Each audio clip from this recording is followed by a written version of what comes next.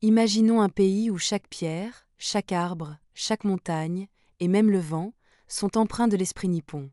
Un lieu où la nature n'a jamais été un simple décor pour la vie des hommes, mais un acteur vivant et sacré de leur destinée.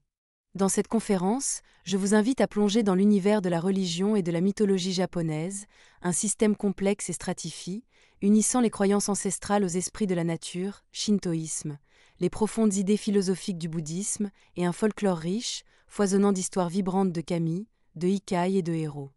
Qu'est-ce qui confère son caractère unique à la religion et à la mythologie japonaise? Avant tout, leur aptitude à coexister en harmonie. Au Japon, il n'y a jamais eu de conflit rigide entre les croyances traditionnelles et les nouveaux courants religieux. Le shintoïsme s'est fondu en douceur dans le tissu culturel japonais, et le bouddhisme, venu d'ailleurs, a complété ce tableau en proposant des réponses aux interrogations sur le sens de la vie, de la mort et de la réincarnation. La mythologie japonaise n'est pas qu'un recueil d'histoires divines, c'est un reflet de la mentalité japonaise. Le respect de la nature, la quête d'harmonie, la vénération du passé et des ancêtres. Chaque légende, chaque récit, contribue à comprendre pourquoi la culture japonaise est si attachée à ses traditions. Quand je pense au Japon antique, un monde s'ouvre à moi, où la nature tenait une place centrale dans l'existence de chacun. Contrairement aux conceptions occidentales de la nature comme un objet à conquérir ou une ressource à exploiter, les Japonais y voyaient un être vivant, débordant d'énergie spirituelle. Ce concept, qui a posé les fondations de la vision religieuse du monde au Japon, est devenu une partie intégrante de leur quotidien, de leur culture et de leur mythologie. Les anciens habitants des îles japonaises croyaient que le monde était peuplé d'esprits invisibles, résidant dans chaque recoin de la nature. Ces esprits, appelés kami, pouvaient être liés aux arbres, aux rivières, aux montagnes, au vent ou même aux pierres. Pour les anciens Japonais, la nature n'était pas un simple arrière-plan de leur vie, elle en était le cœur. Chaque jour, chaque action, était tributaire de ces cycles. Le printemps apportait la floraison des cerisiers, un moment de renouveau, un rappel de la fugacité de la vie. En automne, il était temps de remercier les kami pour les récoltes. Chaque changement de saison était marqué par des rituels, afin de témoigner du respect aux esprits de la nature. Si la pluie tardait, des offrandes étaient faites. Si la sécheresse menaçait les récoltes, des prières spécifiques étaient prononcées. C'est ainsi que le shintoïsme a vu le jour, ce que l'on nomme aujourd'hui la voie des dieux. Mais à l'époque, il ne s'agissait pas d'une religion définie, avec des dogmes ou des règles. C'était une manière de vivre, de respecter la nature, de rechercher l'harmonie, et de se souvenir que l'homme ne peut exister indépendamment du monde qui l'entoure. Les gens croyaient que le non-respect des règles, celles du kami, entraînerait des catastrophes, sécheresse, tempêtes ou maladies. Une attention particulière était accordée aux lieux où les kami résidaient. Imaginez un vieux chêne puissant, dont les branches s'étendaient si largement que même les rayons du soleil peinaient à passer. Pour les anciens Japonais, un tel arbre était la demeure d'un esprit, et il l'entourait de cordes, marquant sa sainteté. Le mont Fuji demeure, encore aujourd'hui, non seulement une beauté naturelle, mais aussi la résidence sacrée d'un kami puissant. Mais la nature n'était pas toujours bienveillante. Les tempêtes et les tremblements de terre étaient également associés à des esprits, les kami des tempêtes et du chaos. Ces représentations de la nature se reflétaient également dans les mythes. L'histoire de la création des îles japonaises par le couple divin Izanagi et Izanami commence lorsqu'il plonge une lance sacrée dans l'océan primordial, et les gouttes d'eau s'écoulant de sa pointe se transforment en terre. N'est-ce pas une idée poétique? Les îles, un cadeau des dieux. Et la nature, leur incarnation? Au fil du temps, même avec l'arrivée du bouddhisme, le respect de la nature n'a pas disparu, il s'est imprégné de la philosophie de cette nouvelle religion, la rendant plus profonde et plus proche de la perception japonaise du monde. Ainsi est née une culture unique, où l'harmonie avec la nature est devenue le principe directeur de la vie. Le Japon ancien n'enseignait que la nature est bien plus que ce que nous voyons, elle est vivante, elle respire, et nous, les humains, ne sommes qu'une infime partie de celle-ci. C'est cette représentation qui est devenue le fondement de toute la religion et de la mythologie japonaise. Je suis déjà convaincu de la profondeur du lien entre les anciens Japonais et la nature. Mais comment ces représentations ont-elles pris forme dans ce que nous appelons aujourd'hui le shintoïsme? Le shintoïsme est une religion singulière, difficile à réduire à des dogmes ou à des règles strictes. Ses racines plongent dans la nature elle-même, et son essence réside dans l'harmonie. Le mot Shint se traduit par la voix des dieux ou des esprits, le culte des esprits de la nature, appelé kami. Mais qui sont les kami et pourquoi occupent-ils une place si importante dans la vision du monde japonaise? Les kami sont des esprits ou des entités qui imprègnent tout ce qui nous entoure.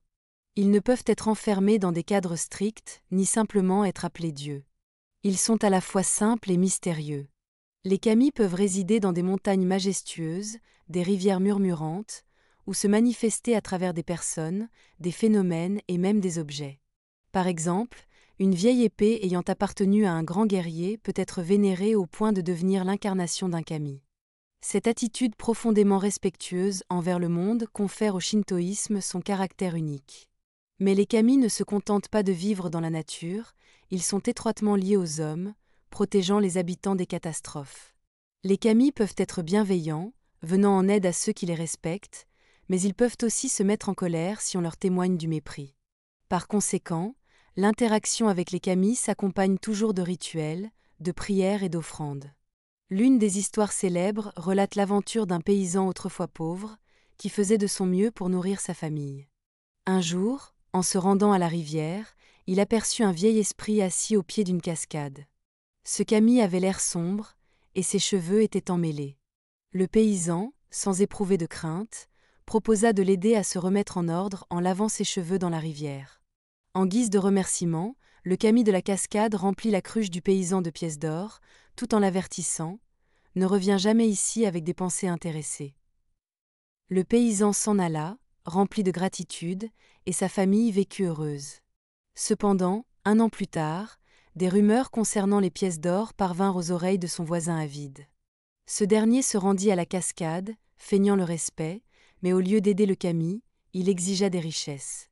Cette fois, le kami révéla son côté sévère. Le voisin rentra chez lui pour découvrir que sa maison avait été réduite en ruines et que toutes ses richesses avaient disparu. Cette histoire met en lumière l'idée centrale. Les kami respectent ceux qui sont sincères et bons, mais peuvent punir l'arrogance et l'avidité. Ainsi, les kami ne sont pas de simples esprits de la nature ou des ancêtres, ils incarnent la perception japonaise de l'harmonie et du respect de toute vie. C'est à travers les kami que les Japonais perçoivent le lien qui les unit à la nature, et aux forces qui rendent le monde si merveilleux et imprévisible. Quand je parle du shintoïsme, on ne peut faire l'impasse sur ses manifestations extérieures, les éléments qui rendent cette religion visible et tangible. Contrairement à d'autres religions parfois difficiles à saisir, le shintoïsme séduit par sa simplicité et sa clarté. Chaque temple, chaque détail, est une étape sur le chemin spirituel, où l'on se sent plus proche de la nature et des kami. Analysons les éléments clés du shintoïsme dans le temple. La première chose qui attire le regard, ce sont les torii, ces célèbres portes qui semblent dire « Arrêtez-vous, vous entrez dans un lieu spécial ». En les franchissant, vous ne vous contentez pas de faire un pas en avant, vous laissez derrière vous le monde de l'ordinaire, et vous pénétrez dans un espace où les kami résident. Ces portes sont la frontière entre 2 mondes, notre monde humain et le monde des esprits. Les torii sont divers, rouges vifs, en bois, en pierre, hauts ou très petits. Leurs formes sont simples, mais elles recèlent une signification profonde. La couleur rouge, par exemple, symbolise la purification et la protection contre le mal. C'est comme si seuls ceux qui sont prêts à traiter le sacré avec respect pouvaient franchir ces portes. L'un des exemples les plus impressionnants est le torii du sanctuaire Fushimi Inari à Kyoto. Là, des milliers de portes sont disposées en de longs couloirs serpentants à travers les collines. En marchant dans ces couloirs, on a l'impression de traverser un portail menant toujours plus profondément dans le monde des kami. Ce chemin n'est pas une simple promenade, mais un véritable voyage spirituel, où chaque pas nous rapproche de quelque chose de plus grand. Après avoir franchi le torii, on se retrouve dans le jinja, le sanctuaire où les kami résident. Mais ce n'est pas un simple bâtiment, chaque sanctuaire est un organisme vivant qui s'intègre dans la nature. On les trouve presque toujours dans des lieux qui semblent déjà spéciaux en soi, dans des forêts denses, au sommet de montagnes ou au bord de rivières paisibles.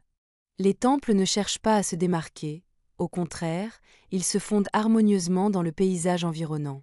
L'idée principale est que les kami se sentent chez eux, car les kami sont des esprits de la nature, et ils préfèrent rester dans leurs lieux habituels, qu'il s'agisse d'un arbre, d'une pierre ou d'une montagne.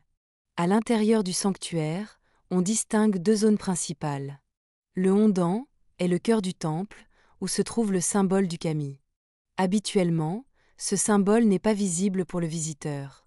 Il peut s'agir d'un miroir, d'une pierre ou d'une épée, dissimulé derrière des portes où réside la puissance du kami. Le Hédan est l'espace où les fidèles prient, apportent des offrandes et communiquent avec le kami. Ici, tout est simple. Un autel où l'on peut déposer une pièce, se recueillir et frapper dans ses mains pour attirer l'attention. Chaque temple possède ses particularités.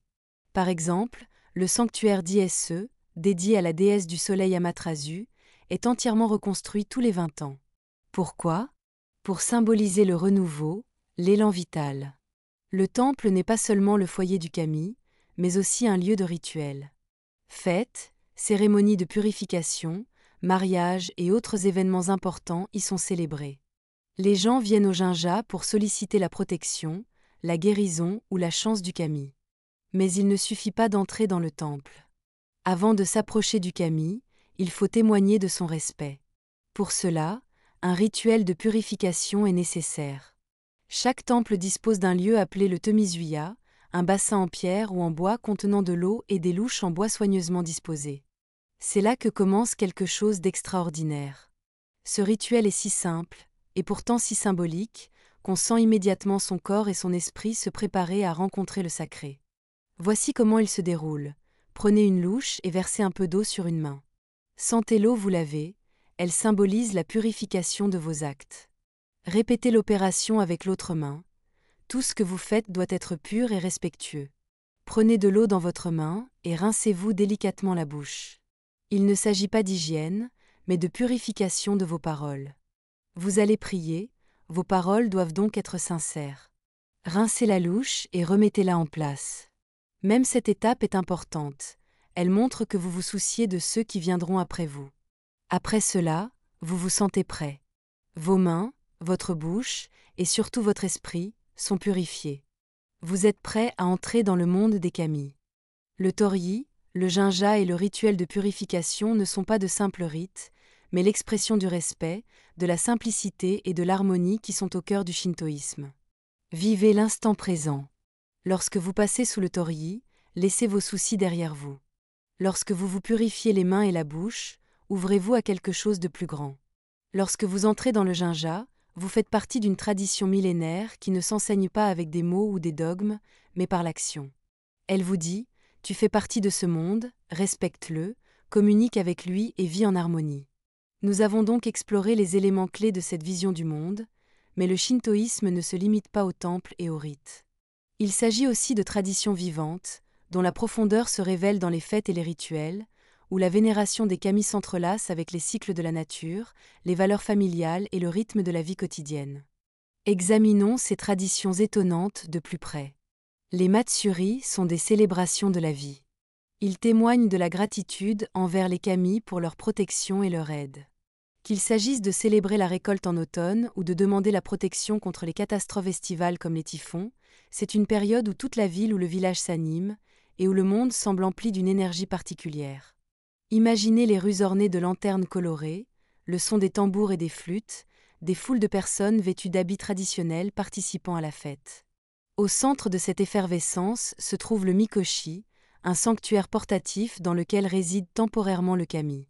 Le mikoshi est porté sur les épaules par des hommes et des femmes qui scandent des rythmes, traversant ainsi toute la ville ou le village. Ce n'est pas une simple procession symbolique. On considère que le kami visite ainsi ces terres et bénit les habitants. L'un des exemples les plus emblématiques est le Gion Matsuri à Kyoto. Cette fête a lieu en été pour protéger la ville des maladies et des épidémies. D'immenses plateformes richement décorées, appelées yama et oko, défilent dans les rues, tandis que les gens profitent des spectacles et de la nourriture de rue. Les Matsuri ne sont pas seulement une fête pour les hommes, ils s'accompagnent d'offrandes aux dieux. En automne, on les remercie pour la récolte. Chaque danse, chaque mélodie, chaque geste pendant le Matsuri est un message au kami, une expression de respect et de gratitude. Si les Matsuri sont axés sur la nature et les kami, l'Obon est dédié à la vénération des ancêtres. C'est l'une des fêtes japonaises les plus émouvantes, où les âmes des défunts reviennent dans le monde des vivants pour rendre visite à leur famille. Tout commence par la préparation. Les familles nettoient les tombes des ancêtres, les ornent de fleurs et y déposent de l'encens. Des autels sont installés dans les maisons, avec des offrandes de riz, de fruits, de thé, et parfois les plats préférés des défunts. Tout cela pour montrer aux ancêtres qu'on se souvient d'eux et qu'on les respecte. L'Obon commence par l'allumage de lanternes, qui aident les âmes à trouver le chemin du retour. Des bougies sont allumées dans les maisons, et dans les rues, on peut parfois voir des processions entières avec des lanternes. Cela crée une atmosphère de lumière et de chaleur, comme si chaque lieu était illuminé par la sollicitude et l'amour. L'un des éléments centraux de la fête est la danse du bon odori.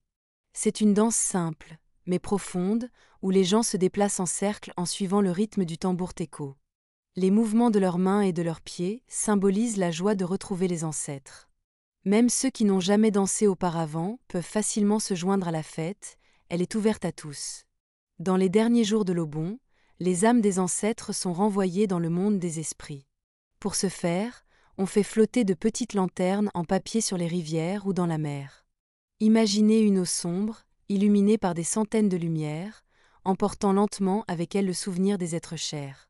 C'est une tradition incroyablement touchante et magnifique, qui nous rappelle que même si nos ancêtres nous ont quittés, le lien avec eux demeure. Les fêtes et les rituels shintoïstes nous aident à comprendre comment les Japonais communiquent avec le monde des kami, expriment leur gratitude envers la nature et vénèrent leurs ancêtres. Mais pour réellement saisir l'essence de cette religion, il faut revenir à sa source, les mythes. Ils n'expliquent pas seulement l'organisation du monde, mais montrent aussi comment les kami sont liés à la vie des gens, à la nature et au destin. Plongeons plus profondément dans l'exploration des mythes de la création du monde selon le shintoïsme. Au commencement, le monde était un chaos, rempli d'un néant informe. Il n'existait ni terre, ni ciel, ni océan, ni montagne, seulement un brouillard infini dans lequel les premières divinités commencèrent à se manifester. Ces divinités n'intervinrent pas dans le processus de création, elles observèrent simplement l'ordre se mettre en place progressivement. Parmi elles apparurent Izanagi, l'homme, et Izanami, la femme, le premier couple divin à qui fut confiée une mission importante, créer la terre. Pour cela, ils reçurent une lance sacrée ornée de pierres précieuses, appelée Amno-Nyuoko. Ils s'élevèrent sur le pont céleste, Amno-Ukihashi, et, se tenant au-dessus de l'océan primordial, ils plongèrent la lance dans l'eau. Lorsqu'ils la relevèrent, les gouttes d'eau qui s'en écoulèrent se transformèrent en la première île, Onogoro-shima. Descendant sur cette île, Izanagi et Izanami décidèrent de poursuivre leur création. Afin d'illuminer le monde, ils accomplirent une cérémonie de mariage. Cependant, la première tentative fut un échec. Leurs premiers-nés se révélèrent difformes et sans vie.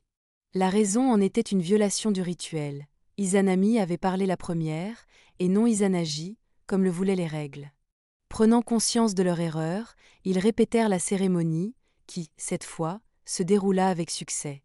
Ainsi apparurent les autres îles japonaises. Après avoir créé la terre, Izanagi et Izanami commencèrent à créer des divinités incarnant les éléments naturels, notamment les dieux du vent, des montagnes, des rivières et des arbres. Chacun d'eux participa à la construction du monde, l'aidant à se développer. Cependant, une tragédie survint lors d'un accouchement. Izanami fut mortellement brûlée et, ne supportant pas la douleur, mourut. Sa mort devint le premier événement tragique de la mythologie, car jusqu'alors le monde n'avait connu que la création. Izanami descendit dans le royaume des morts, le Yomi, un lieu d'ombre et de ténèbres. Izanagi, submergé par le chagrin, voulut la supplier de revenir. Lorsqu'il atteignit le Yomi, il trouva Izanami dans un endroit sombre et lugubre. Elle l'avertit : « Tu ne dois pas me regarder avant que je n'obtienne la permission de revenir dans le monde des vivants. » Cependant, Izanagi, ne pouvant s'empêcher de céder à la curiosité, alluma une torche pour contempler son aimé. Ce qu'il vit le terrifia, le corps d'Izanami était défiguré par la décomposition, couvert de verre. Furieuse qu'il ait désobéi à sa demande, Izanami se transforma en la déesse du monde souterrain et jura de le poursuivre. Izanagi s'enfuit précipitamment, et Izanami lança des démons à sa poursuite. Parvenant à s'échapper de justesse, Izanagi ferma l'entrée du monde des morts avec un énorme rocher, afin de rompre le lien entre le monde des vivants et le Yomi. Izanami resta au Yomi, devenant la déesse de la mort, tandis qu'Izanagi retourna dans le monde des vivants afin de se purifier de la souillure. Revenant du Yomi, Izanagi sentit que les ténèbres et la mort avaient imprégné son corps. Afin de s'en débarrasser, il accomplit un rituel de purification en se baignant dans une rivière. Pendant cette ablution, de nouveaux dieux naquirent de son corps. Amaterasu, la déesse du soleil, née de son œil gauche, Tsukuyomi, le dieu de la lune, né de son œil droit, et Susanoo, le dieu des tempêtes et du chaos, né de son nez. Ces dieux devinrent les figures centrales de la mythologie shintoïste, symbolisant la lutte entre l'ordre et le chaos, la lumière et les ténèbres. Après que le monde eut été créé et que les dieux eurent commencé à le peupler, la mythologie japonaise se concentra sur les relations entre les kami, leur caractère et leurs actions. Parmi eux, Amaterasu, déesse du soleil dont l'éclat est devenu la source de lumière pour tout ce qui vit, se distingue particulièrement. Son histoire n'est pas seulement une personnification de la lumière et de la vie, mais aussi une légende dramatique révélant les relations entre les kami, ce qui est directement lié à la dynastie impériale japonaise. Amaterasu est né de l'œil gauche d'Izanagi lorsqu'il se purifiait après son retour du monde des morts. On considère que son apparition a marqué l'aube, le début d'un nouveau monde dans un univers qui venait d'être créé. Amaterasu est devenue la souveraine des cieux, incarnant la chaleur et la vie. Son nom se traduit par « celle qui brille dans le ciel », et son rôle était central pour tout le panthéon des dieux japonais. Comme tous, Amaterasu n'a pas échappé au conflit.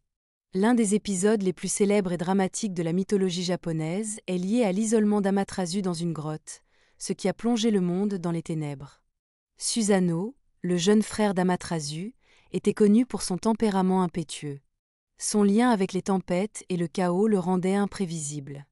Après avoir été banni des cieux pour son audace, Susanoo décida de faire ses adieux à sa sœur.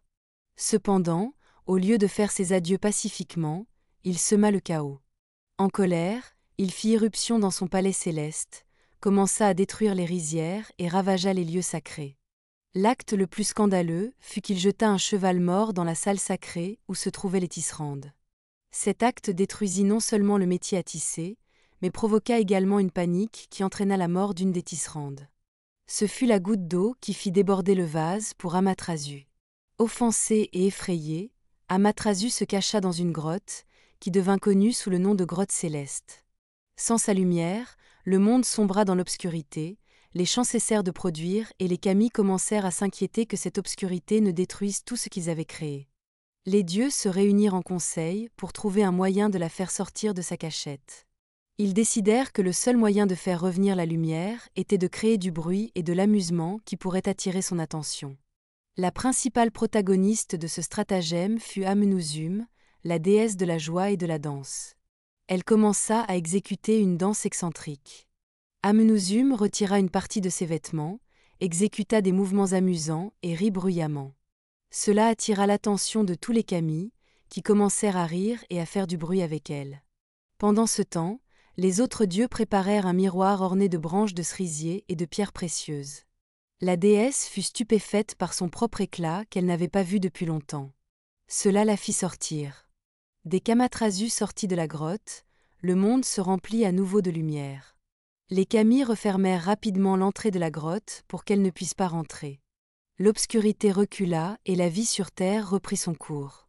L'histoire raconte qu'elle est l'ancêtre des empereurs japonais. Ce lien souligne l'origine divine de la dynastie régnante et son rôle particulier dans la vie du pays. Amaterasu transmit son pouvoir à son petit-fils Ninigi no Mikoto et l'envoya sur Terre pour qu'il devienne le premier dirigeant. Avec lui, elle donna 3 symboles sacrés qui devinrent le miroir Yata no Kagami, symbole de vérité et de pureté, l'épée Kusanagi, symbole de force et de protection, et les joyaux Magatama, symbole de prospérité et d'harmonie. Ninigi devint le fondateur de la dynastie impériale, et le premier empereur japonais, Jimuten, est considéré comme son descendant. Ainsi, les empereurs japonais sont traditionnellement perçus comme des descendants des dieux, ce qui souligne leur lien particulier avec le ciel et les kami. L'histoire d'Amaterasu n'est pas qu'un simple mythe. Elle enseigne comment la lumière, la vérité et l'harmonie peuvent vaincre le chaos. Son isolement dans la grotte montre que la discorde et le manque de respect peuvent mener à l'obscurité. Mais que les efforts unis, l'amusement et la joie sont un moyen de ramener le monde à l'harmonie. Ce fut grâce à l'action collective de tous les kami que la lumière revint dans le monde, et le rôle d'Amaterasu en tant qu'ancêtre des empereurs souligne son importance centrale pour l'identité et la culture japonaise. Maintenant que nous connaissons le rôle de la déesse du soleil et son lien avec la dynastie japonaise, continuons à nous plonger dans la mythologie et à en apprendre davantage sur les autres kami et leurs légendes. Après l'histoire de la sage, brillante et noble Amaterasu, tournons notre attention vers son jeune frère, Susanoo, le dieu des tempêtes et du chaos. Si Amaterasu symbolise la lumière, l'ordre et l'harmonie, Susanoo représente la force de la nature dans son état sauvage et incontrôlable. Son caractère est une contradiction éternelle. Il pouvait être destructeur, mais en même temps héroïque et noble.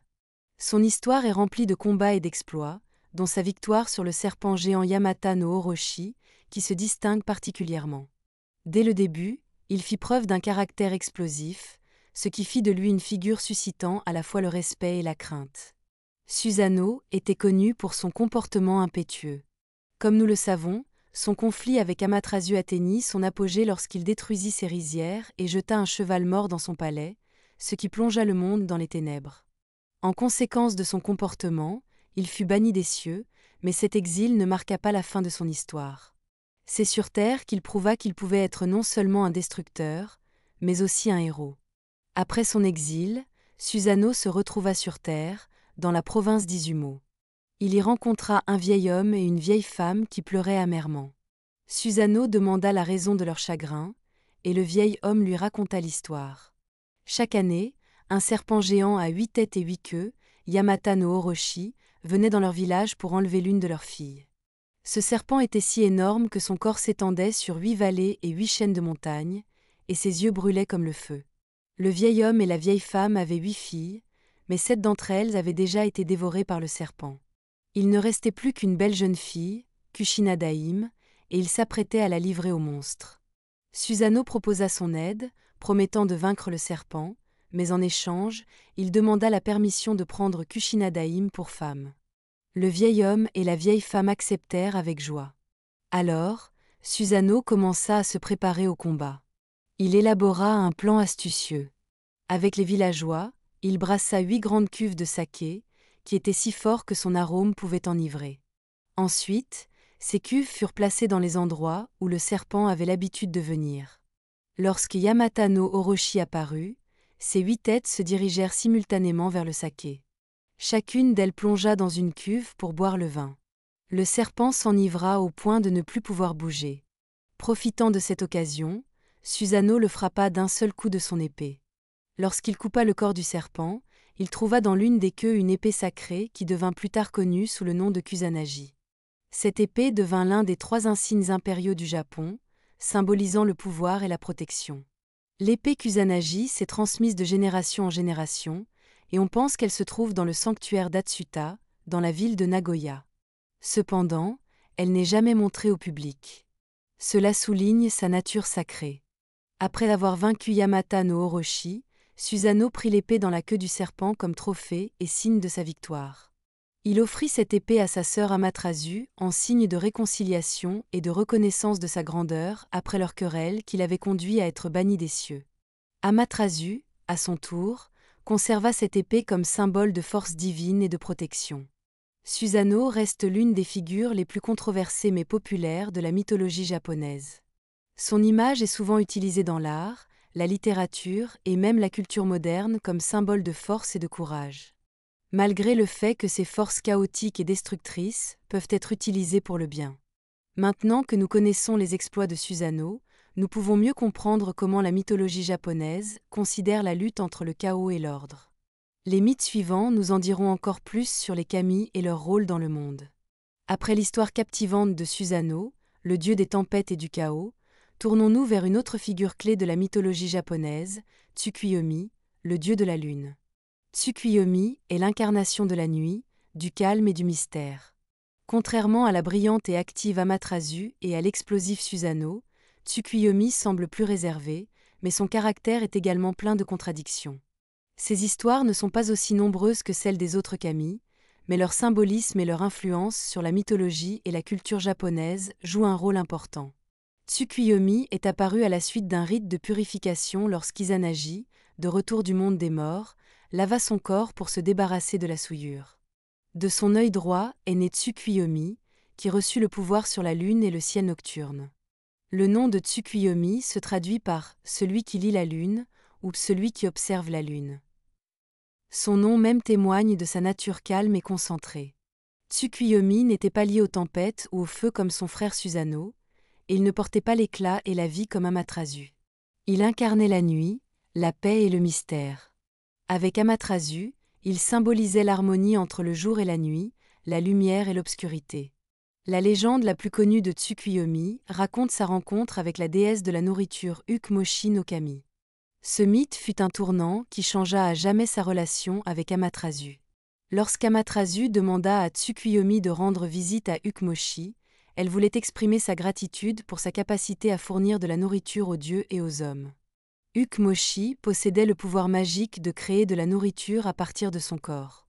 Pour démontrer ses capacités, elle commença à préparer un festin.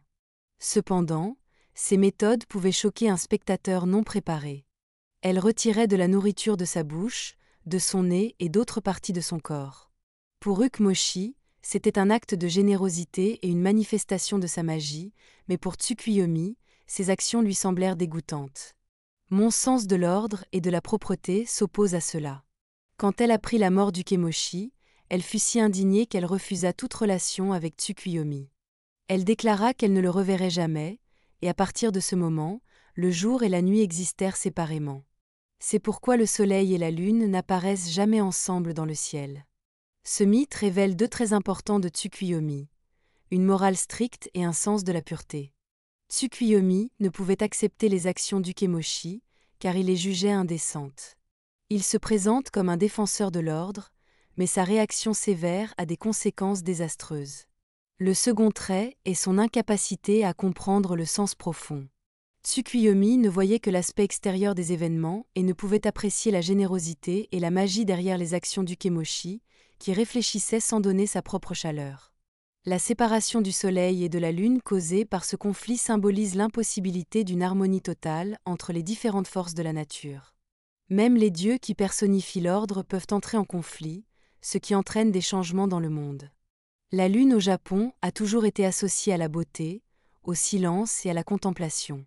Ces qualités reflètent le caractère de Tsukuyomi. La fête de Tsukimi, l'observation de la lune, est une tradition ancienne où les gens se rassemblent pour admirer la pleine lune, chanter des chansons et écrire des poèmes. Cette fête reflète le lien de Tsukuyomi avec l'éthique et la méditation. Les grands dieux de la mythologie japonaise et leur influence sur le monde. Il est temps de passer à une autre page importante de l'histoire du Japon, l'arrivée du bouddhisme. Cette étape a marqué un tournant important, lorsque les Japonais ont commencé à adopter une nouvelle religion venue de l'extérieur et l'ont habilement intégrée à leurs traditions existantes. Examinons comment le bouddhisme est arrivé au Japon, comment il a transformé et coexisté avec le shintoïsme, et quel rôle ces deux religions jouent dans la vie des Japonais. Le bouddhisme est apparu au Japon au VIe siècle et est devenu une sorte de cadeau des États coréens voisins. Cet événement a non seulement changé le paysage spirituel du Japon, mais a également influencé sa culture, son art et sa philosophie. Le bouddhisme est arrivé au Japon en 552, lorsqu'un dirigeant coréen a envoyé à la cour japonaise une statue de Bouddha et des sutras en cadeau, accompagnée d'une lettre affirmant que le bouddhisme était une grande religion qui apporterait paix et prospérité. Au début, le bouddhisme fut accueilli avec prudence. Les Japonais avaient déjà leurs propres croyances traditionnelles, le shintoïsme, et l'apparition d'une nouvelle religion suscita des controverses au sein de l'aristocratie. Certains voyaient dans le bouddhisme une menace pour leurs coutumes, d'autres une opportunité de renforcer les liens culturels et politiques avec le continent. Le véritable élan à la diffusion du bouddhisme au Japon fut donné par le prince Shitoku Teshi, qui vécut à la fin du VIe et au début du VIIe siècle. Il devint l'un des principaux protecteurs de cette religion, soutenant activement la construction de temples, la traduction de textes bouddhistes et l'éducation des moines. C'est grâce à Shitoku Teshi que le bouddhisme commença à être perçu non seulement comme une influence étrangère, mais aussi comme un moyen de renforcer l'ordre spirituel et politique. Les Japonais n'ont jamais considéré le bouddhisme comme un remplacement absolu de leur tradition. Au lieu de cela, ils ont trouvé un moyen de l'intégrer dans leur vie culturelle et religieuse. ce processus d'adaptation, différent des traditions indiennes et chinoises. Le shintoïsme, comme nous le savons, était axé sur la vie, la nature et les kami. Le bouddhisme, avec son enseignement sur la renaissance, le karma et la libération de la souffrance, apportait des réponses aux questions sur la mort et la vie après la mort. Les Japonais n'ont pas opposé ces croyances, mais ont trouvé un moyen de les unir harmonieusement. Par exemple, le shintoïsme est responsable de la naissance et de la vie. Les gens s'adressent aux kami pour demander des bénédictions lors des mariages, à la naissance des enfants ou dans la vie quotidienne. Le bouddhisme, lui, est associé à la mort et à la renaissance. Lors des funérailles, des commémorations et dans les prières pour les âmes des défunts, c'est le bouddhisme qui joue un rôle clé. Cette division des sphères d'influence a aidé les deux religions à coexister pacifiquement et à se compléter. Un autre exemple d'adaptation est la coexistence de temples bouddhistes et de sanctuaires shintoïstes. Dans certains endroits, on peut les trouver côte à côte, et parfois même au sein d'un même complexe. Par exemple, à l'époque de Nara, au 8e siècle, on construisait souvent des temples dédiés aux deux religions. L'harmonie entre le bouddhisme et le shintoïsme est l'une des caractéristiques uniques de la culture japonaise. Elle montre comment même différentes religions peuvent coexister en se complétant mutuellement. C'est un exemple de la façon dont le respect et l'ouverture aux nouvelles idées peuvent enrichir la société. L'arrivée du bouddhisme au Japon n'a pas été un conflit, mais au contraire a ouvert de nouveaux horizons pour le développement spirituel du pays. Maintenant que nous savons comment ces deux religions coexistent, approfondissons leur symbolisme ou leur société. Avec le temps, le bouddhisme a commencé à se développer dans plusieurs directions, et chacune d'entre elles a laissé une marque unique dans la culture japonaise. L'une des écoles les plus importantes, qui s'est particulièrement manifestée au Japon, est le bouddhisme zen.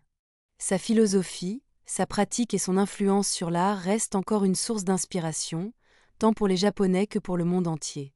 Le bouddhisme zen est apparu en Chine sous le nom de Chan et a été introduit au Japon au XIIe siècle. L'attention principale du zen est accordée à l'expérience directe de la réalité, qui est atteinte par la méditation. C'est une école qui aspire à la simplicité, à la conscience intérieure et à l'harmonie avec le monde. Au centre du bouddhisme zen se trouve la pratique du zazen, la méditation en position assise. Mais ce n'est pas simplement s'asseoir en silence. Le zazen est un moyen de purifier l'esprit des pensées, des expériences et de l'ego inutile.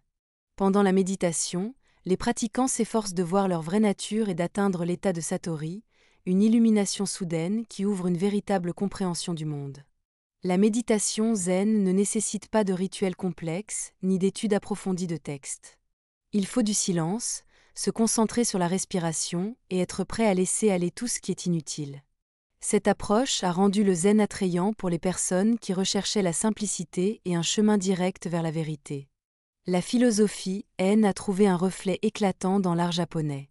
Le bouddhisme zen enseigne que la beauté est quelque chose qui se cache dans la simplicité, le silence et l'harmonie naturelle. Cette idée est à la base de nombreuses traditions artistiques et culturelles du Japon. L'une des manifestations les plus connues du zen dans l'art est celle des jardins de pierre, car s'ensuit des paysages minimalistes composés de gravier, de pierre et de mousse, qui sont devenus un symbole de la philosophie zen. Chaque élément du jardin a sa place et sa signification, et le gravier, disposé en lignes ondulées, symbolise l'eau ou le mouvement. Le jardin Ryoanji à Kyoto est l'un des exemples les plus connus de cet article. Dans ce jardin, il n'y a que 15 pierres, mais elles sont disposées de telle sorte que de n'importe quel point de vue, on ne peut en voir que 14. Cette subtilité symbolise l'idée que la compréhension complète du monde dépasse toujours la perception humaine. Les jardins de pierre ne sont pas seulement contemplatifs, mais aussi méditatifs. Travailler sur un tel jardin est une pratique zen, où chaque pierre et chaque ligne de gravier aident à atteindre l'harmonie. Une autre contribution importante du zen à la culture japonaise est la cérémonie du thé, ou shado. La cérémonie du thé au Japon n'est pas simplement un processus de préparation et de consommation du thé, mais un rituel où chaque détail a sa signification. Une simple tasse de thé devient un moyen de créer un moment de calme, d'harmonie et de connexion avec le présent. Les principes du zen se reflètent dans chaque aspect de la cérémonie. la simplicité de la salle de thé, qui est décorée de façon minimaliste pour que rien ne détourne de l'instant présent, la concentration sur le processus de préparation du thé, la façon dont l'eau chauffe, la façon dont le thé vert en poudre, matcha, est mélangé, la façon dont l'invité prend la tasse. L'idée de l'impermanence. Chaque cérémonie du thé est unique et ne se reproduira jamais exactement de la même manière. Ces rituels n'enseignent pas seulement le respect des choses simples, mais rappellent également la valeur de chaque instant. Le bouddhisme zen a appris aux Japonais à trouver l'harmonie dans les choses simples. Ce n'est pas seulement une philosophie ou une religion, mais un mode de vie qui aide les gens à se rapprocher de la nature, d'eux-mêmes et du moment présent. Les principes du zen se retrouvent dans l'architecture, la cuisine, la calligraphie et les arts martiaux. Le zen nous enseigne à regarder le monde non pas avec des yeux pleins d'attente, mais avec un cœur ouvert, capable de voir la beauté dans le silence, le vide et l'impermanence. C'est une leçon qui reste pertinente aujourd'hui, inspirant des personnes dans le monde entier. Maintenant que nous avons fait connaissance avec les principes fondamentaux du bouddhisme zen dans l'art japonais, plongeons-nous dans la partie suivante pour explorer d'autres aspects de la culture bouddhiste au Japon. Continuons notre voyage à travers les principales écoles du bouddhisme au Japon. Concentrons-nous sur le Jideo Shinsh ou l'enseignement de la terre pure. Cet enseignement est venu d'Inde et se distingue par son accessibilité et sa simplicité, ce qui en a fait l'une des formes les plus populaires de bouddhisme parmi les gens du peuple. Au centre de son enseignement se trouve la foi en Bouddha Amitabha, qui offre une voie vers le salut qui ne nécessite pas de rituels complexes ni de méditation profonde. Bouddha Amitabha, dans la tradition japonaise connue sous le nom de Bouddha Amida, est une divinité personnifiant la compassion et la sagesse infinie. Il est considéré comme habitant la terre pure, un monde idéal libre de souffrance où les âmes peuvent atteindre l'illumination. La légende raconte que l'Amida, encore bodhisattva, était de l'école Jideo Shinsh. Le mot bodhisattva vient du sanskrit et se traduit par celui qui aspire à l'illumination. Cependant, c'est plus qu'une simple personne qui suit le chemin de l'éveil. Un bodhisattva est celui qui renonce à l'illumination complète pour aider d'autres êtres à surmonter la souffrance et à atteindre la libération. Contrairement au bouddhisme zen, qui exige de longues méditations et une recherche intérieure, l'enseignement de la terre pure offre un chemin plus simple. Tout ce qui est requis est une foi sincère en Bouddha Amida et la prononciation de son nom, ce qui s'appelle le Nambutsu. Le Nambutsu consiste à répéter la phrase Namu Amida Butsu, qui signifie vénération pour Bouddha Amida. Cette pratique ne nécessite pas de conditions particulières ni de rituels complexes. Elle peut être effectuée n'importe où et à n'importe quel moment. La foi que Bouddha Amida entendra votre appel suffit pour obtenir sa miséricorde. Cette simplicité a rendu le Jideo Shinsh populaire parmi les paysans, les marchands et ceux qui n'avaient pas la possibilité de consacrer beaucoup de temps à des pratiques bouddhistes complexes. L'école Jideo Shinsh a été fondée au XIIe siècle par le moine Nan. Nan cherchait un moyen de rendre le bouddhisme accessible à tous, indépendamment de leur éducation ou de leur statut social. Il est arrivé à la conclusion que le salut est possible pour chaque personne si elle croit sincèrement en la miséricorde de Bouddha Amida. L'enseignement de Nan s'est répandu rapidement, car il s'adressait aux personnes qui se sentaient éloignées des rituels complexes et des concepts philosophiques du bouddhisme traditionnel. L'idée même de la terre pure est devenue un symbole de consolation et d'espoir. Ce n'est pas simplement un royaume céleste, mais un lieu où l'âme peut trouver la paix et la possibilité d'atteindre l'illumination. C'est particulièrement important dans les conditions difficiles où les gens sont confrontés à la maladie et à la souffrance. La foi en la terre pure leur donnait la force de surmonter les difficultés.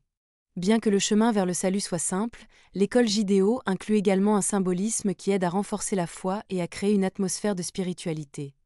Les statues de Bouddha Amida en position de méditation, avec les mains jointes dans un geste de bénédiction, les chapelets de prière, jusu, qu'ils utilisent pour répéter le Nambutsu afin de se concentrer sur la pratique, et enfin les chants et les prières collectives. De tels rituels aident à unir les gens dans une foi commune et à créer un sentiment de communauté. Aujourd'hui, l'enseignement de la terre pure reste l'une des formes les plus populaires de bouddhisme au Japon. Il rappelle que le chemin spirituel peut être simple et que la foi et la sincérité sont l'essentiel. Cette école nous enseigne que même dans un monde de souffrance, il y a toujours une place pour l'espoir et la miséricorde. Maintenant que nous connaissons l'école Jideo Shinsh et sa signification, nous pouvons poursuivre notre voyage à travers d'autres aspects du bouddhisme au Japon. Passons au chapitre suivant, où nous explorerons plus en profondeur l'une des philosophies les plus importantes du bouddhisme, qui s'entrelace avec la culture et la vision du monde japonaise, le concept de karma et de renaissance. Ce chapitre ne porte pas seulement sur les dogmes religieux, mais sur la façon dont ces idées influencent la vie quotidienne, l'art et même la façon de penser des Japonais. La vie est comme une rivière. Chaque mouvement, chaque caillou jeté crée des cercles qui se répandent bien au-delà de ce que nous pouvons voir. Cette métaphore décrit parfaitement la façon dont les Japonais perçoivent le karma et la renaissance. Non pas comme un ensemble de lois strictes ou de dogmes, mais comme un tissu vivant qui relie chacune de nos actions au monde qui nous entoure. Dans la représentation japonaise, le karma est une sorte de trace invisible que laisse tout ce que nous faisons, pensons ou disons. Mais ce n'est pas une théorie froide ou une histoire effrayante à propos de « fais le mal, attends la punition ». Non, le karma dans la vie japonaise est un rappel que chaque action a des conséquences, même les plus petites. Imaginez que vous vous êtes levé le matin et que vous avez souri à votre voisin en allant au travail. Pour vous, c'était une petite chose, mais pour lui, peut-être que ce sourire est devenu une lueur de lumière dans une journée difficile. Ou, au contraire, vous avez dit quelque chose d'offensant, vous l'avez vous-même oublié une minute plus tard, et la personne y pense ensuite toute la journée. Ainsi, le karma vit dans la culture japonaise à travers les petites choses qui façonnent le monde qui nous entoure.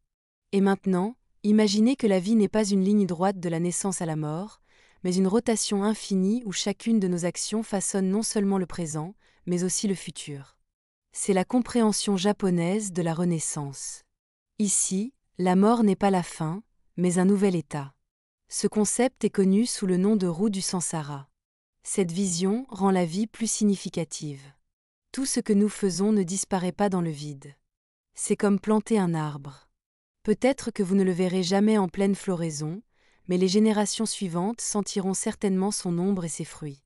La foi en la Renaissance donne aux Japonais un sentiment de responsabilité, non seulement pour eux-mêmes, mais aussi pour ceux qui viendront après eux.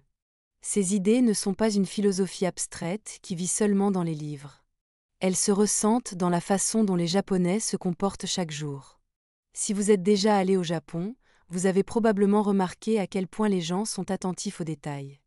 Une légère inclinaison de tête, des excuses, même si l'on a à peine touché quelqu'un dans la foule, tout cela est une manifestation de la conscience du karma.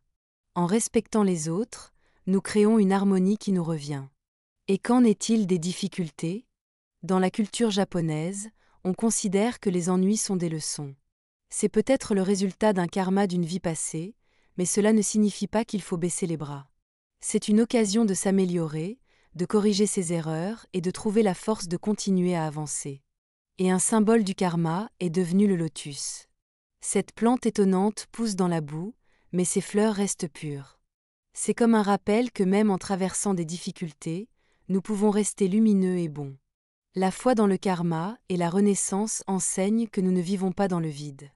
Tout ce que nous faisons a de l'importance, et ce n'est pas seulement une philosophie, c'est un mode de vie qui rend le monde meilleur. Si chacun de nous essaie de semer un peu de bien autour de lui, ce monde deviendra un peu plus lumineux. Le bouddhisme n'est pas seulement un enseignement sur la façon de vivre consciemment et de trouver l'harmonie, mais aussi un monde incroyable de légendes qui transmettent ses sens profonds. Ces histoires donnent vie aux idéaux de la miséricorde, de la compassion et de la recherche de la vérité. Aujourd'hui, nous allons parler de deux grandes figures du bouddhisme, Bouddha Shakyamuni, le fondateur de l'enseignement, et Bouddha Amida, dont la compassion illimitée a inspiré des millions de personnes. L'histoire de Bouddha Shakyamuni est une épopée sur la recherche du sens de la vie, qui a commencé par une question simple mais profonde. Pourquoi y a-t-il tant de souffrances dans le monde ? Bouddha Shakyamuni est né il y a plus de 2500 ans dans une famille royale sur le territoire du Népal moderne. Sa mère, la reine Maya, a eu une vision la nuit précédant sa naissance. Ce songe était considéré comme un signe que son fils deviendrait un grand homme, soit un roi tout-puissant, soit un maître spirituel. Selon la légende, Bouddha est né dans le jardin de Lumbini, sous un arbre sale. On dit que le nourrisson a immédiatement fait 7 pas et que sous chacun de ces pas a fleuri une fleur de lotus, soulignant son destin particulier. En tant que prince, Bouddha a grandi dans un luxe incroyable. Son père voulait le protéger de toutes les souffrances en entourant le palais de beauté, de confort et de fêtes. Mais malgré tout cela, le prince sentait qu'il lui manquait quelque chose. Un jour, il a vu un vieil homme, un symbole du vieillissement que l'on ne peut éviter. Puis un homme malade, qui lui a rappelé la souffrance. Puis il a vu un mort et il a réalisé l'inévitabilité de la mort. Et enfin, il a rencontré un ascète, une personne qui cherchait la vérité. Ces rencontres l'ont ébranlé au plus profond de son être. Il a compris que ni la richesse ni le pouvoir ne peuvent protéger de la souffrance. À l'âge de 29 ans, Bouddha a quitté le palais, sa famille et le luxe afin de trouver une réponse à la question principale. Comment se débarrasser de la souffrance? Des années d'ascétisme et de méditation n'ont apporté aucun résultat jusqu'à ce qu'il s'assoie sous l'arbre de la Bodhi à Bodh Gaya et fasse le vœu de ne pas se relever tant qu'il n'aurait pas trouvé la vérité. Pendant sa méditation, il a été attaqué par le démon Mara, qui a essayé de le distraire avec des peurs, des tentations et des doutes. Mais Bouddha Shakyamuni a surmonté toutes les épreuves. À l'aube, il a atteint l'illumination, voyant la vraie nature de la vie. Tout fait partie d'un cycle infini, et la libération est possible grâce à la compréhension et à la voie à suivre. Il est devenu Bouddha, l'illuminé, et a commencé à partager son enseignement, qui a changé la vie de millions de personnes. Si Shakyamuni est devenu un exemple de recherche de la vérité, Bouddha Amida a donné l'espoir du salut à tous ceux qui désespéraient. Bouddha Amida, alors qu'il était encore bodhisattva, a fait un vœu. Ce monde est devenu connu sous le nom de Terre pure. Amida a juré que quiconque prononcerait sincèrement son nom, même une fois dans sa vie, serait accepté dans cette demeure et pourrait y trouver la paix. Ces 48 vœux sont devenus le fondement de l'école de la Terre pure. Le plus important d'entre eux est le vœu de miséricorde. Amida a juré de sauver tous ceux qui s'adresseraient à lui et le vœu de la Terre pure. Il a créé un lieu où les âmes peuvent atteindre l'illumination sans rencontrer d'obstacles. La Terre pure n'est pas simplement un paradis au sens habituel du terme, mais un lieu où les âmes peuvent se concentrer sur la croissance spirituelle, libre de toute souffrance. C'est un monde où il n'y a ni douleur ni mort, où tout est imprégné de lumière et d'harmonie. L'appel à Bouddha Amida, à travers la phrase Namu Amida Butsu, est devenu l'une des façons les plus accessibles de pratiquer la spiritualité. Cette prière simple mais sincère a permis à des millions de personnes de trouver la consolation. Les histoires de Shakyamuni et d'Amida montrent deux voies dans le bouddhisme. Shakyamuni nous enseigne à agir. Son histoire nous inspire à rechercher la vérité, à travailler sur nous-mêmes et à essayer de comprendre le monde. Amida nous enseigne à espérer. Ses vœux rappellent que même dans les circonstances les plus difficiles, il y a toujours du soutien et de la miséricorde. Ces légendes ne sont pas de simples contes du passé, elles restent pertinentes, rappelant que la vie est un équilibre entre l'action et la foi, entre le travail sur soi et la confiance dans le monde. Après avoir parlé du bouddhisme, qui est devenu une partie intégrante de la culture japonaise, transportons-nous dans un autre monde plus mystérieux, le monde des Ikai. Si le bouddhisme au Japon a apporté une philosophie d'harmonie, de compassion et de conscience, les Ikai ont ajouté une nuance de mysticisme, de peur et d'imagination incroyable. Imaginez un monde où derrière chaque arbre, dans l'ombre de chaque maison ou sous la surface d'une rivière, peut se cacher une créature mystérieuse, pas nécessairement bonne ou mauvaise, mais simplement incompréhensible. Ce monde est le monde des Ikai, les créatures surnaturelles de la mythologie japonaise. Les Ikai ne sont pas simplement des monstres ou des fantômes. Ce sont des phénomènes naturels, des peurs humaines, des mythes et des leçons réunis et qui prennent vie sous les formes les plus incroyables. Le mot Ikai peut être traduit par phénomène mystérieux ou créature surnaturelle.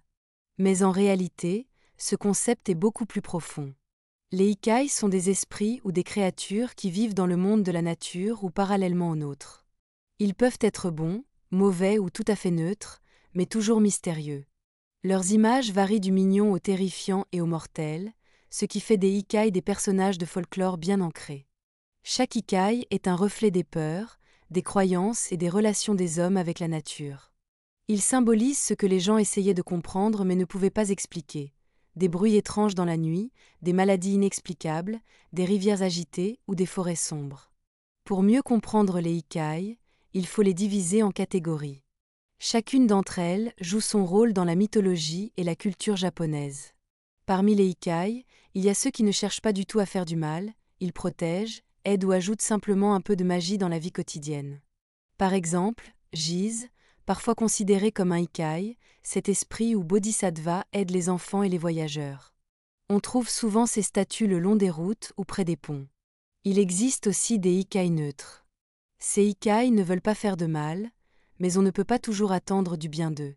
Ils existent dans leur monde et si on ne les dérange pas, ils ne vous toucheront pas.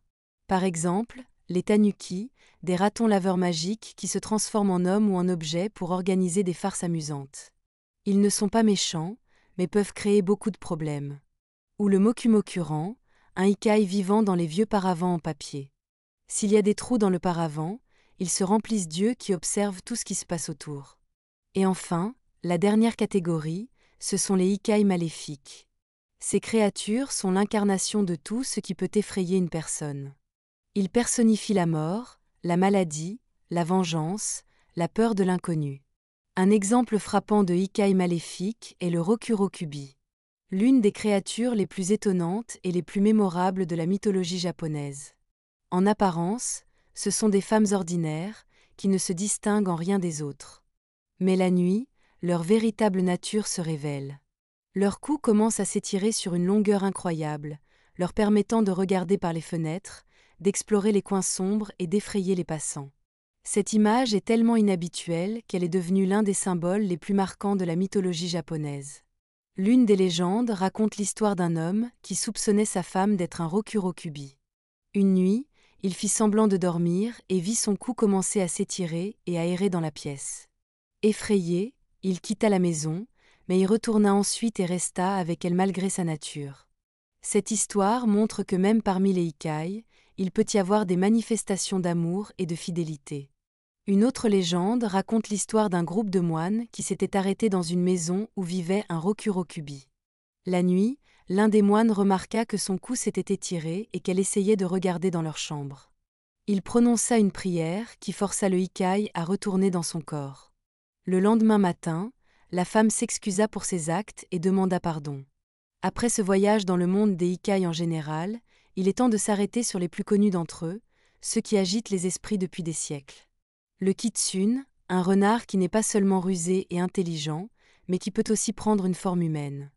Dans la mythologie japonaise, ces renards sont connus sous le nom de kitsune. Ils sont beaux et perfides. On considère que les kitsunes sont des renards ordinaires, mais des créatures dotées de pouvoirs magiques. Plus le renard est vieux, plus il a de queues, et le kitsune le plus puissant peut avoir 9 queues qui brillent comme le clair de lune. Leur image personnifie la sagesse et la force, mais aussi la ruse et l'imprévisibilité. Les kitsunes servent la divinité Inari, le protecteur du riz et de la fertilité. Ils portent chance, protègent les champs et aident les gens dans les moments difficiles. Si un kitsune vous apparaît en rêve ou vous êtes dans la vie réelle, c'est un signe que vous êtes sous sa protection. Mais tous les kitsunes ne sont pas aussi nobles. Certains d'entre eux utilisent leur pouvoir pour séduire les hommes et les mettre en danger. Ils peuvent jouer avec l'esprit d'une personne, créant des illusions qu'il est impossible de distinguer de la réalité. L'une des histoires les plus touchantes raconte l'histoire d'un homme qui a épousé une femme sans se douter qu'elle était un kitsune. Ils étaient heureux, mais un jour, il a accidentellement vu sa vraie forme. Malgré cela, son amour pour lui est resté à jamais. C'est une histoire qui montre à quel point il est difficile d'accepter la nature d'autrui, même si on aime. Dans les forêts d'Anse japonaises et les hautes montagnes, où règne le silence et l'ombre éternelle des arbres, vivent les tengus. Ces esprits sont représentés avec des ailes et de longs nez. Leur image a évolué au fil des siècles. Les tengus sont les esprits des montagnes, symboles de force et d'indépendance. Ils sont dépeints comme des hommes-oiseaux avec des yeux perçants et des becs ou des nez impressionnants. Ils sont considérés comme des maîtres des arts martiaux et des enseignants capables de transmettre leurs connaissances aux plus méritants. La légende raconte que le célèbre guerrier Minamoto no Yoshitsune a appris l'art du combat auprès d'un tengu. Les tengus enseignent que la vraie force ne vient pas seulement de la puissance physique, mais aussi de la clarté spirituelle. Les tengus protègent leur territoire et quiconque détruit la nature risque de les mettre en colère. En même temps, ils peuvent protéger ceux qui respectent la nature et demandent leur aide. Bien que les tengus soient devenus des personnages plus positifs, dans les légendes anciennes, ils étaient considérés comme des démons qui pouvaient kidnapper des enfants ou des voyageurs, les égarant. Ces histoires servaient d'avertissement à ceux qui osaient aller trop loin dans la forêt. Si les kitsune et les tengu peuvent être bons, les oni sont une pure menace. Ces démons personnifient la peur, le chaos et la punition.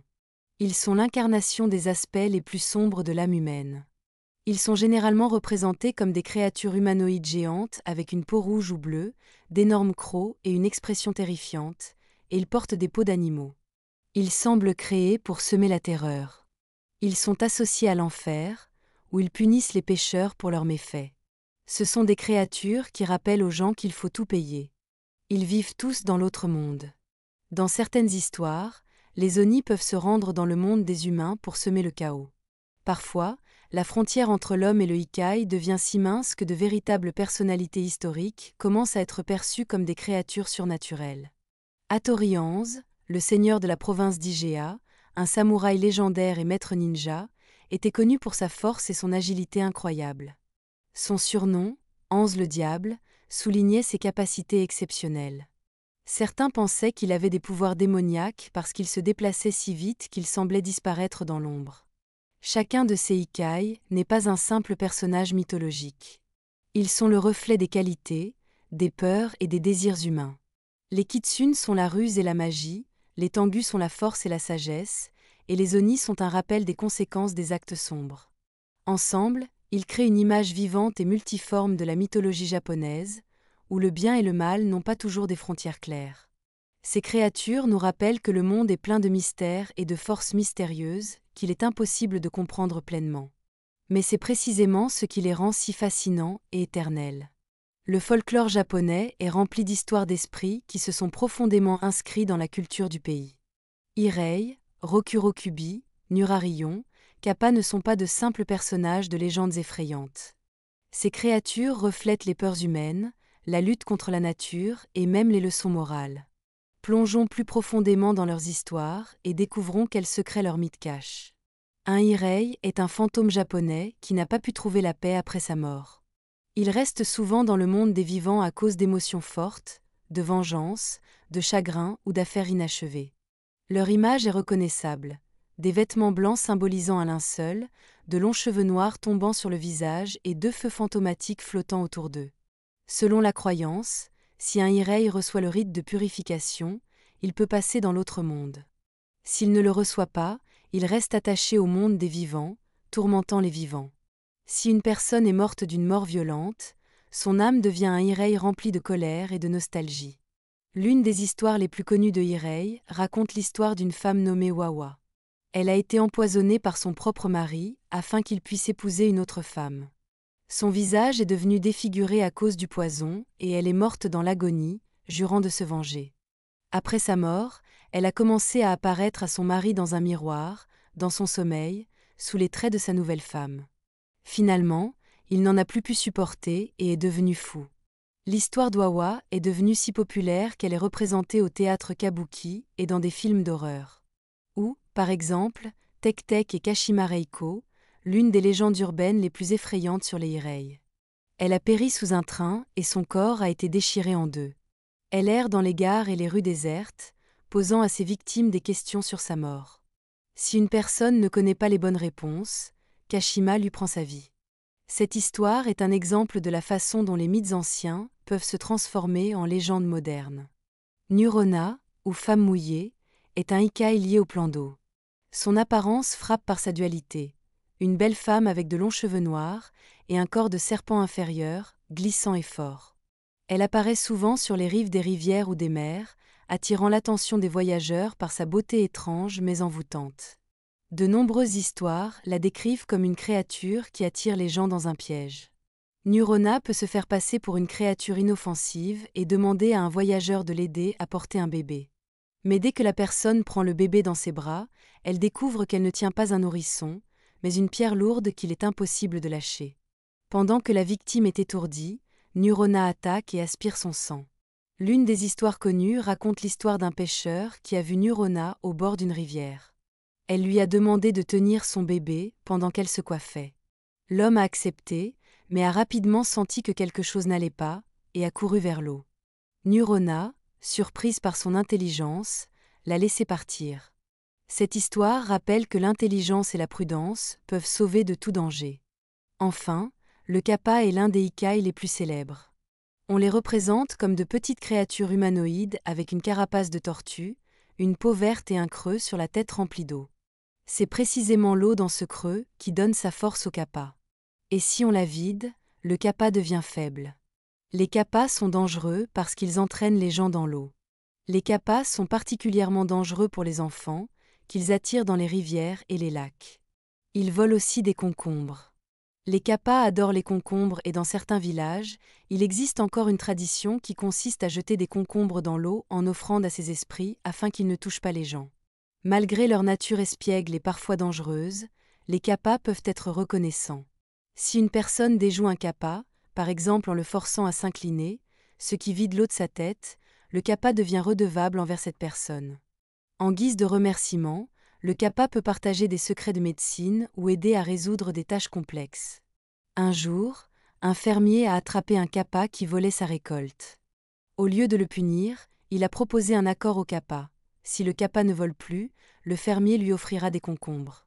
Le kappa a accepté et depuis lors, il aide le fermier à irriguer les champs. Cette histoire rappelle que même les créatures les plus étranges peuvent être des alliés. Les ikai, ces créations mystérieuses du folklore japonais, n'ont jamais été des monstres bien pensés pour effrayer les enfants la nuit. Pour les Japonais, ils ont toujours été quelque chose de plus, un lien entre la nature, le surnaturel et le monde spirituel. Pour comprendre les ikai, il faut les regarder à travers le prisme du shintoïsme.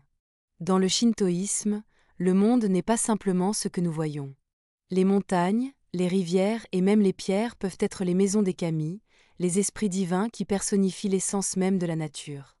Dans ce contexte, les ikai étaient perçus comme faisant partie de ce grand système. Ils font partie intégrante de la nature, qu'il faut respecter. Imaginez un kappa assis au bord d'une rivière. Pour les Japonais, ce n'est pas simplement un esprit espiègle qui peut entraîner quelqu'un dans l'eau, mais une sorte de gardien de la rivière. Si on traite l'eau avec respect, en apportant des offrandes, par exemple des concombres, le kappa peut même vous aider. C'est une philosophie étonnante. Les ikai ne se contentent pas de faire peur, ils rappellent à quel point il est important de vivre en harmonie avec le monde qui nous entoure.